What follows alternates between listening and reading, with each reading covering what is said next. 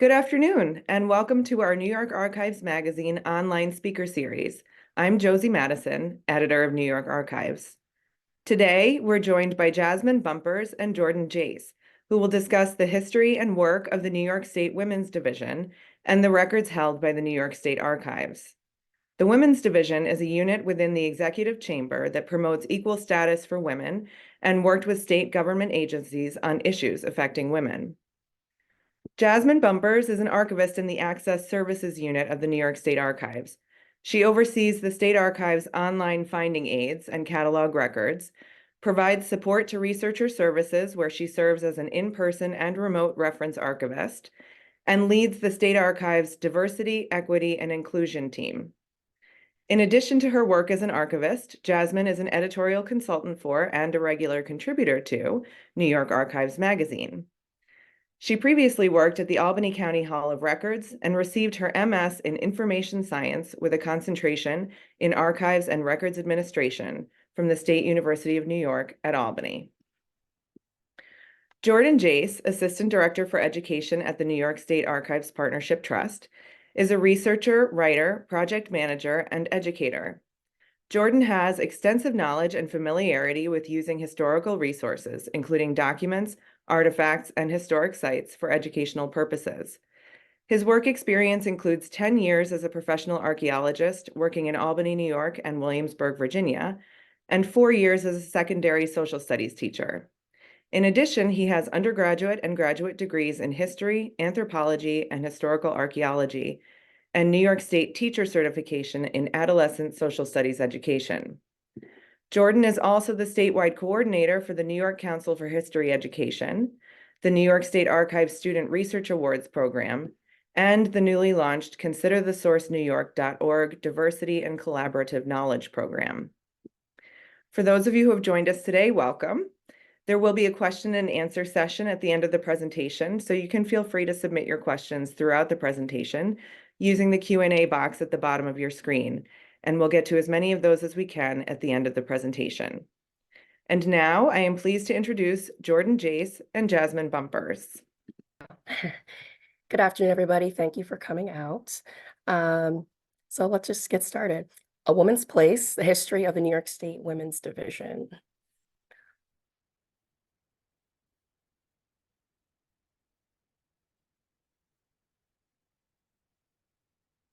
And my title for this presentation today came from this quote I found within the records: "A woman's place is in the House and the Senate." So I just thought it was a catchy little phrase. That would make a good title for today's presentation. So let's talk about the history of the Women's Division. It was established by Governor Hugh Carey in 1975 on April 11th via an executive order number 8. And to your right, you'll see some of that language that talks about the Women's Division and what its responsibilities are. But a short overview, basically it was an executive chamber division, so in the governor's office, that was designed to promote and help secure equal status and opportunities for women. They would work with the governor, advising him, appointed officials, state government agencies, as well as legislators in both Albany and Washington to discuss and advise them on topics relating to issues that affect women. Things related to reproductive rights, healthcare, credit disparity. So a number of different topics and issues they focused on. Carey appointed Mary Burke Nicholas as the first director of the Women's Division. Spent a little bit of time talking about her. She was an economist from Tuskegee, Alabama. She served in a variety of local, state, and federal government positions before and after her tenure with the Women's Division. She was assistant city planner in New York, and she was one of the first women to work as the head economist for a regional office of the Department of Housing and Urban Development.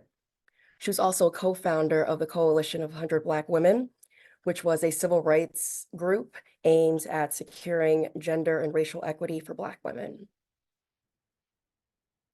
So the State Archives, we have records from the Women's Division from 1975, so around the time it started, till around 1982, so during Governor Carey's tenure.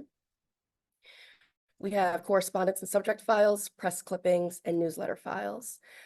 Due to a grant, we were able to get some of our records digitized, audio and visual materials that are found in the correspondence and subject files.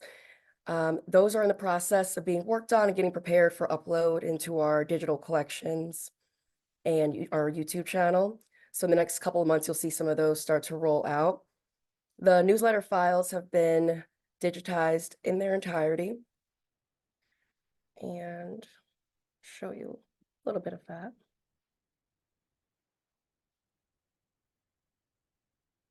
So you can see they're all here. They've been uploaded at the file level. Just open one as an example. So in addition to working with legislators on issues affecting women, the Women's Division also spent a lot of time educating women on their rights. And they did this usually through their bi-monthly newsletter, Women New York, right here, as well as through conferences and seminars. So this is an example of one of the newsletters. And a lot of the documentation you'll find in here are things they use to create the newsletter. So there are images, letters, news clippings from other places, all gathered here. All right, so we'll bring it back to the slideshow. So I thought I would talk about some of the work that the Women's Division was involved in, things they either promoted or helped develop and get off the ground. I picked three things that interest me, and hopefully they'll interest you today. The first is the first women's bank. This is something that the Women's Division wasn't directly involved in, but heavily promoted. It opened in October 1975 in Manhattan on 57th Street. And it was the first commercial bank owned and operated primarily by women in the United States. And it served as an example for other banks that began popping up in California and other various locations throughout the US. It was started by a small group of women, most notably Betty Friedan, so the author of The Feminine Mystique, and pretty well-known feminist activist. And it had a lot of objectives, mainly to provide financial services for both sexes, so men and women, in a non-discriminatory manner. It also offered employment opportunities for women that might not have received elsewhere. And its most important function or goal was to offer programming activities for women, programming seminars on topics like financial planning and investing. And this was especially important because this bank was launched less than a year after the passing of the Equal Credit Opportunity Act in 1974. Prior to that point, creditors could and often did discriminate against women, preventing them from getting, not letting them get loans or denying them loans or access to credit cards without a male cosigner. So this bank was launched right after that act had passed.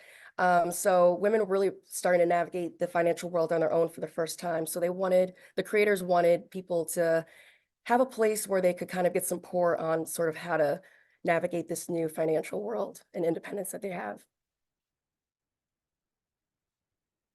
So there, the first picture you see, Betty Friedan, one of the co-founders. Next to her is another co-founder and the vice president of the bank, Eileen Price. And here, the third photo, the woman to the right is Madeline McGuinty. She served as the bank's first president. She was the first female officer and the first assistant vice president of the Federal Reserve Bank. So she had a lot of banking experience. I just want to add that all the pictures you've seen thus far and what you'll see later on, these are all images and documents that came from the newsletter file series that I first showed you when I clicked on that link. So everything you see here comes from records held by the State Archives. And here is one of the newsletters that the Women's Division put out talking about the first women's bank. Just talking about its launch and sort of all the activities and things that they're offering and people who are involved. I guess a big question you're probably wondering is what happened to this bank? It never really quite took off. There was some issues in regards to vision. Some creators were in it for the cause, others were interested more in the banking aspects. So there's kind of a high turnover rate just due to that conflict of interest. The bank also had a small capital base. So even though women preferred and felt more comfortable banking there, they just sometimes need to go to a bigger bank to just do more things, and they had to have other accounts somewhere else. So it never really quite took off. In 1989, it eventually shifted its focus away from women and onto the metropolitan area's middle market. So it changed its name to the First New York Bank for Business. It trudged along for a couple more years, but then ultimately closed in 1992. So not so super successful, but an interesting idea and concept, and something I thought everyone might be curious to know about. So moving on to another topic here, and this is the Bedford Hills Parenting Center. So Bedford Hills is a correctional facility located in Westchester County, a maximum security facility for women. 75% of incarcerated women at Bedford Hills during the late 70s, early 80s were mothers. And this doesn't include the women who came in pregnant. So correctional services staff wanted to come up with a way to help offset the effects of a mother's incarceration on her relationship with her children. So in cooperation with the Women's Division and some other outside groups, they decided to set up a parenting center that would provide a friendly space for mothers and their young children to sort of bond and interact and build a relationship together in a friendly environment. It also helped mothers to gain experience with infant care, and it gave all mothers a place to sort of interact with each other, bounce ideas off of each other, talk to program staff about problems and concerns they have. So just a safe place to communicate with each other. The project director was a woman named Sister Elaine, who was very prominent, who will become very prominent, not just in New York, but around the country for her work, helping incarcerated and formerly incarcerated women and their families. A couple pictures here of a mother-to-be practicing how to take care of an infant and a caregiver in the playroom. So the parenting center was an expansion off of some already existing programs at Bedford Hills. There had been a long-established nursery program, which allowed women to keep custody of women who came into the facility pregnant, to keep custody of their babies for up to a year, so they could stay with them at the prison. And the playroom was something that Sister Elaine actually came up with. It was actually nicknamed the Sesame Street Room, and it was an area of the visitor's room that kids could go to when they were visiting their incarcerated relative, or when the guardians came and needed to have some one-on-one time with the adults, that they could bring the kids over into this playroom. It was called the Sesame Street Room because the Children's Television Workshop, the company that produced Sesame Street, donated the toys for the room. So that's why they gave it that nickname. And here is a correctional services newsletter actually talking a little bit about the parenting program at Bedford Hills. Unlike the First Women's Bank, this was successful, and to this day, it still exists along with the nursery program and the children's playroom area, which is actually expanded to all New York State correctional facilities, with the exception of the shock centers. So very much still going. The nursery program is still one of, I think, only 8 such programs in the country. So Bedford Hills really was a trailblazer in regards to helping maintain familial bonds, and then it continues to be to this day. And one more thing I wanted to discuss was the 1977 New York State Women's Meeting. It occurred in the summer of 1977 in July 8th through 10th at the Empire State Plaza in Albany. Numbers vary, but approximately up to 15,000 women attended this meeting, and it was chaired by the Women's Division Director, Mary Burke Nicholas. And it was one of 56 meetings that took place across the country in various states, in all the states and territories in the United States. It was federally sponsored. They were known as the International Women's Year Meetings. And the objective was to highlight the achievements of women, adopt planks or recommendations on issues affecting women, and to elect 88 delegates to send to the National Women's Conference in November that year. So each state would have these similar meetings, discuss issues, bring people to elect delegates and to send them to this larger conference where they would develop a national plan of action that they would send to congressional leaders on certain issues and things that they wanted to see happen in regards to women's rights.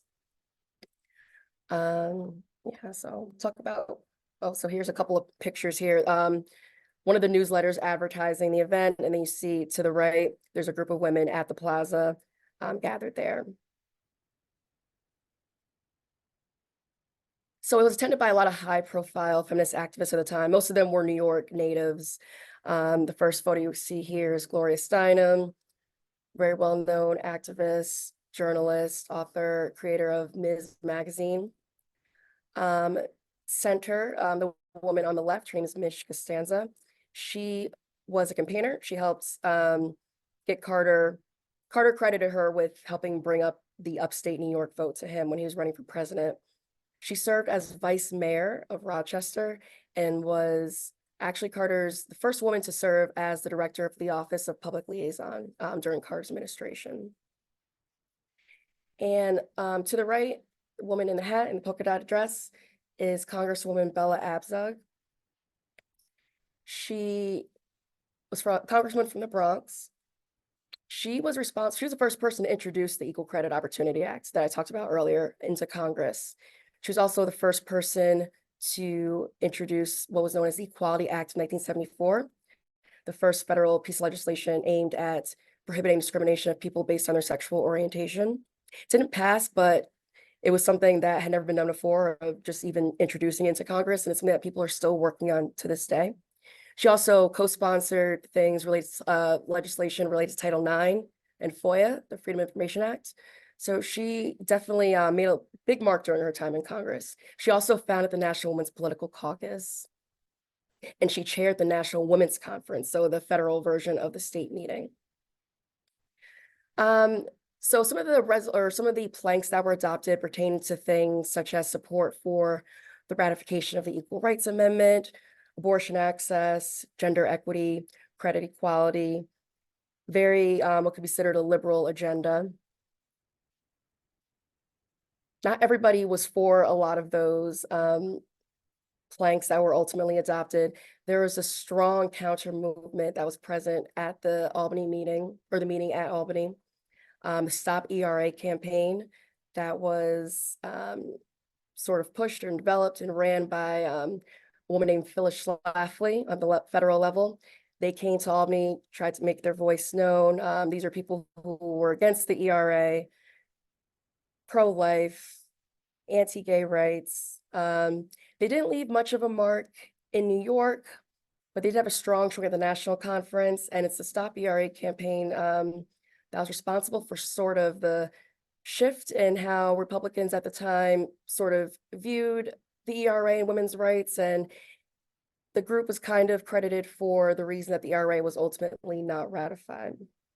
So see here, I have a picture of someone from the campaign and a couple of news clippings that were collected by the Women's Division talking about sort of that campaign, the Stop ERA crowd there. So the Women's Division, later years. Governor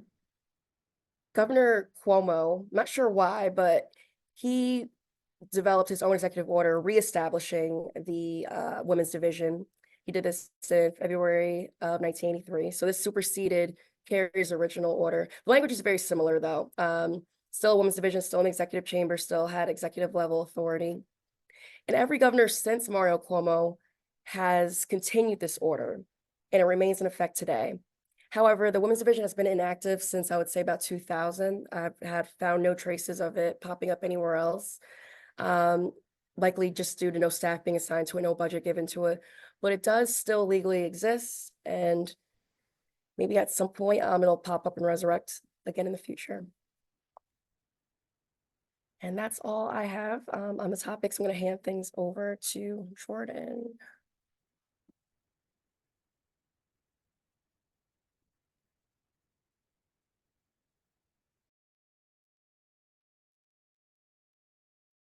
Okay, hi, I'm Jordan Jace. I'm the education director at the New York State Archives Partnership Trust. And so what I'm going to share with you now is I'm going to kind of jump off of where Jasmine gave you the background, the history, introduction to the documents, And we've taken a select few of those documents. There's quite a few in the, I think it was 2 full boxes worth. And we have put them up on considerthesource.ny.org, which is our free educational online resource for educators and students, particularly geared towards K-12 educators, but open access to anybody who wants to browse the records and learning activities on here. So for the Women's Division records, this is our Women's History Month page. Links to all of the women's resources, women's history resources on the website. But we have 6 learning activities right now, specifically created from the Women's Division papers. So looking through the papers, it was really interesting to connect it with the social studies framework and the content that's being taught in New York's classrooms. And so I'll click on this one here. This is just an overview of the work of the New York State Women's Division. And in the social studies framework, it's connected to social and economic change, domestic issues in the 11th grade curriculum.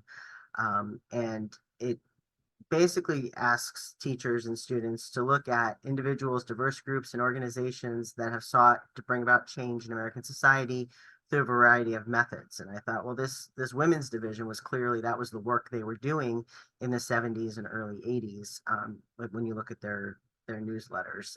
So, and then there's reference here to the women's modern women's movement, which this falls in that era: Feminine Mystique, National Organization for Women, Equal Pay Act, and Title IX. So, and those are specifically referenced in some of these newsletters. So I thought they were a really good resource for teachers to bring primary sources into the classroom around this more modern topic. So the learning activities for the teacher instructions give a basic overview of the women's division, so teachers are familiar with what it is and the work that they did. And then it has documents from the collection. So if you look at the student view here for this one, this is the first month bi-monthly newsletter that went out. The student clicks on it, they can see a larger version of it with the sourcing information. This one in particular, I thought was good because it gives an overview of what the organization is doing. So if you want your students kind of seeing what the purpose of this division was and the types of things that they were advocating for, you can see here in the newsletter, it gives a nice overview of who they are and what they do. So that's what this lesson is designed to do. And also connected to the current curriculum is also, there's a lot in there for civic readiness, and getting students ready to be active citizens in their community. And I think the women working through this division are a good example of, you know, average everyday people, individuals working towards common goals and working towards change. So there's some great photographs in here of the women's meeting. And also some of the key players in the women's division. So that's an overview of what the lesson would look like for students if you were to bring these into the classroom. We also created one on the First Women's Bank and economic equality for women. I think this often gets left out of the conversation, and like Jasmine said in her part of the presentation, you know, women up until 1974 really struggled to obtain credit on their own, and many credit practices required women to have a male cosigner. If you were married, it was really difficult to get anything in your own name. And that act in 1974 kind of started to change and shift those things for women. So this one is this lesson just gives a basic overview of what this Women's Bank was. I did connect to, the lesson does connect to the PBS Learning Media. I don't know how many are familiar with that, but that's a great free online resource with a lot of educational resources for teachers and students. But their short video clips are really great for introducing topics to students. And so this one is an interview with Gloria Steinem in the 70s. On the equal rights movement, and particularly, it's about 3.5 minutes, but it talks about the current depression, the economic depression, and the issues going on in the 70s related to economic issues in the United States. And she talks about how that the women's movement, she makes it kind of interesting. She makes the comment, it's not about who lights your cigarette, who opens your door, which I think was a common thing in the 70s about, the women's movement. She said it's about survival, and the women that are heads of household or two income households, and women making so much less than men, their male counterparts, and that they were having trouble just with meeting their basic needs because of the discrimination and the gender inequality in the workplace. So just 3.5 minutes, but it really kind of gives students a really good glimpse of what it looked like in the 70s for women in the workplace and economically. So that lesson is just on the first women's bank and kind of why it was established and why it was needed. This one here is on the struggle for equal pay. I think this one's really interesting. You see all the framework specifically mentioned the Equal Pay Act, which was passed in 1963. And here, this is a newsletter from 1980 talking about the issue of equal pay for comparable work, and that it's still an issue. So there's an excerpt from the Equal Pay Act of 1963. And then this is really interesting because this kind of goes through why is this still an issue, and it talks about the fact that the definition of what is comparable work, what comparable value, and that really is the sticking point. So while the act says it should be equal pay for equal work, what is the definition of equal work? And that's where there was still a lot of disparity in pay in the genders. And also women had tended to have the lower paying jobs. So jobs that were traditionally women's jobs in the workforce just paid less overall. So it's just a really good way for students to kind of get an idea of the historical context and why the modern feminist movement was, why it existed, and why women were still fighting for rights in the 70s and early 80s. So that's another interesting aspect of that era and that women's rights movement. There's a lesson here on the women's meeting, just kind of looking at, there's quite a few images, photographs of all the women that attended, and it's really interesting to see the diverse fabric of all of the different backgrounds that the women are from that are attending this meeting and involved in this movement. And then here's one on the Equal Credit Opportunity Act, which is again another one that that was the 1974 Act. But here we are, and they're talking about the fact that the Federal Reserve Board, let me go into the student view here, this Federal Reserve Board had to pass additional regulations in addition to the act because a lot of the people who were the legislators that were behind the act were not happy with the wording. It wasn't specific enough. So regulations were issued by the Federal Reserve Board telling banks what this looked like in practice. So I think that's another interesting thing for students to consider, is that just because an act is passed, usually the language of acts is very general, but what makes it actually work in practice is regulations that are put in place in support of an act like that. So these give the specific pieces that the regulations required, which I think allows students to see what type of discrimination was going on at the time. So, based on your childbearing status, like there's all sorts of like interesting clarifications on what creditors couldn't prohibit giving you credit for. So birth control practices and childbearing intentions,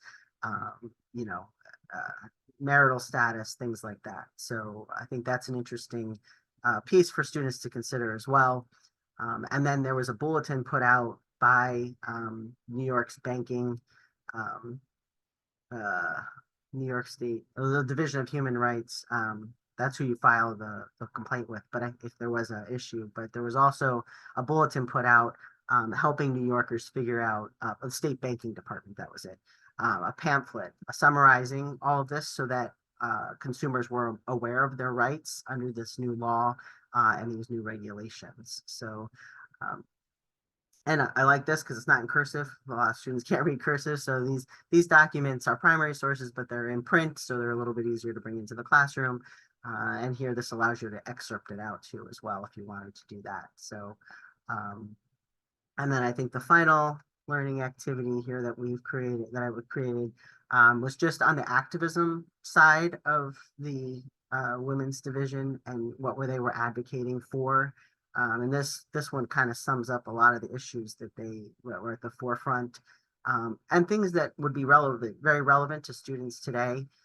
So this is on employment discrimination based on gender, but also there's a whole several page spread on breast cancer and how it become an epidemic and a public health problem, and things that were being done, just informing readers of, the new technologies that were available and the recommendations on how to, get your exams and stay up on all those things. So that was an interesting part of that. And then this one is on the tuition assistance program. So which Eileen Dickinson advocated for. And that's still in existence today. So again, students getting ready to go to college, that's something, TAP is something that they would be applying for. So this is kind of the beginnings of that. So anyway, so these newsletters are really a great way to have students look at advocacy, activism, and ways that different techniques that were used to try to make change happen. So they're included in here as primary sources and learning activities for students to dive in. So, and as you see, it's directly connected to the things that should be, that are recommended to be taught. The 11th grade and also the 8th grade curriculum also has a piece on students will examine struggles for equality and factors that enabled or limited success on behalf of women, farm workers, Native Americans, disabled, and LGBT community. So, the women piece is in there. And interestingly enough, the women's division, there were women, from other communities that were also part of that women's division advocating for equality on many levels. So, and in many communities.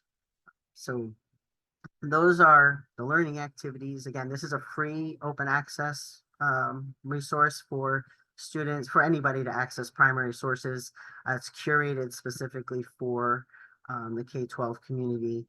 Again, if you go to featured collections, you'll see there's the women's history resources. And then here's those six lessons. We also have some other things related to women's history on here. And then if you just want to look at everything we have related to women's history, you can click these links here. And I think we have over 200 documents related specifically to women on the website. And there's over 3,500 primary sources on here right now, and teacher created learning activities to accompany those documents. So lots to investigate, lots to look at.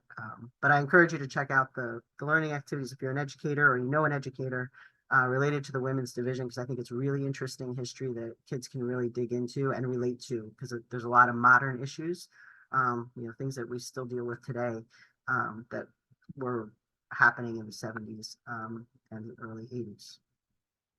So I think that's about all I have for the learning resources. I don't know, Josie, do we have any questions or I don't know. We don't have any questions, so you must have covered all the material.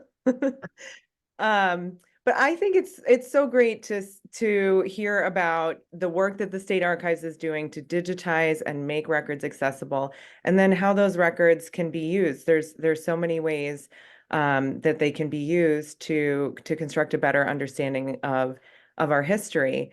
And a lot of the work that Jordan, you're doing with considerthesourceny.org is making that the records that the State Archives makes available, it's making those accessible to kids and to teachers, which I think is a great thing to do.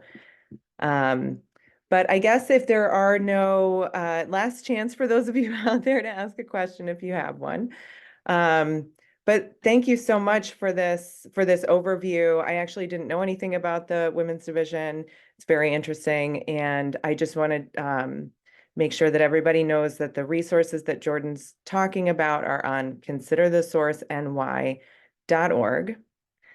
And thank you so much, Jasmine and Jordan, for doing this for us today. And thank you to those of you who joined us. If you're interested in learning more about the state archives, you can visit archives.nysed.gov. And if you're interested in learning more about the Archives Partnership Trust, that website is nysarchivestrust.org. It's our privilege to make these events available to you and to keep New York State's history alive. If you're interested in the content we create and would like to see some more of it, please contact us at aptrust@nysed.gov to receive a free past issue of New York Archives magazine, which I highly recommend. And please join us for our next online speaker series, Reading New York, History Meets Conservation. That's going to be a conversation between myself and Maria Van Wee, editor of the Conservationist magazine. That's on April 23rd at 12:30. You can visit nysarchivestrust.org to learn more or to register for that free program. Thanks again so much, Jasmine and Jordan, and everybody out there. I hope you have a wonderful day.